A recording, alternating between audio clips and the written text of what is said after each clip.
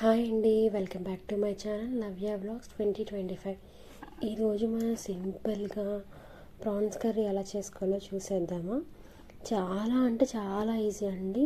మీ దగ్గర ఉన్న ఇంట్లో ఉన్న ఇంగ్రీడియంట్స్తో ఈజీగా మనం ప్రిపేర్ చేసుకోవచ్చు. టేస్టీగా బ్యాచిలర్స్ అయినా ఈజీగా కుక్ చేసుకోవచ్చు అనమాట. అంత సింపుల్గా ఉంటుంది. టేస్ట్ మాత్రం చాలా బాగుంటుంది. మీరు రైస్లోకి కానీ లేదంటే పులావ్లోకి కానీ చపాతీ పూరి ఎందుకంటే మనకు గ్రేవీగా వస్తుంది.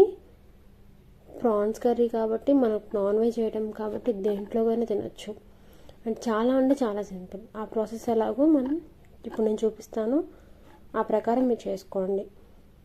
ముందుగా ప్రాన్స్ని తీసుకొని బాగా వాష్ చేసి ఒక బౌల్లో వేసి ఒక ఆనియన్, 4 పచ్చిమిరపకాయలు, కొంచెం ఉప్పు అవన్నీ వేసుకొని బాగా ఉడకనివ్వండి.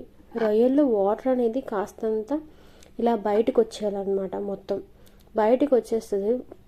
వాటర్ మనం అనేది అసలు వేయక్కర్లేదు. ఈ ప్రాన్స్లో ఉన్న వాటరే బయటకు వస్తూ ఉంటుంది అనమాట మనం కుక్ చేసే కొద్దికి. ఇలా కాస్తంత వాటర్ బయటకు వచ్చిన తర్వాత దాంట్లో ఒక 3 టమాటాలు కట్ చేసి వేసుకోండి. కొంచెం వాటర్ ఉండగానే టమాటాలు కూడా వేసుకోండి. ఈ టమాటాలు కూడా 2 కుక్ అయ్యేసరికి ఆ వాటర్ కన్సిస్టెన్సీ సరిపోతుంది. ఈ టమాటాలు వేసిన తర్వాత కాస్తంత ఒకసారి కలపండి. కలిపి మూత పెట్టుకొని కొంచెంసేపు మగ్గనివ్వండి. మగ్గిన తర్వాత 2 గరిటెల ఆయిల్ యాడ్ చేసుకోండి. దాంట్లోనే కాస్తంత 1/2 టేబుల్ స్పూన్ పసుపు, ఒక 3 టేబుల్ స్పూన్ కారం యాడ్ చేశాను నేను. కారం కావాలంటే 3 టేబుల్ స్పూన్ వేసుకోండి, లేదు కొంచెం తక్కువ కావాలనుకుంటే 2 వేసుకోండి, సరిపోతుంది. కారం వేసుకున్న తర్వాత బాగా ఒకసారి కలుపుకోండి. కలిపిన తర్వాత అల్లం వెల్లిపాయ పేస్ట్ నేను ఒకసారి మిక్సీలో పట్టాను, దాన్ని కూడా 3 టేబుల్ స్పూన్ యాడ్ చేసుకోండి. పెద్ద స్పూన్ అయితే కనుక 2 సరిపోతుంది.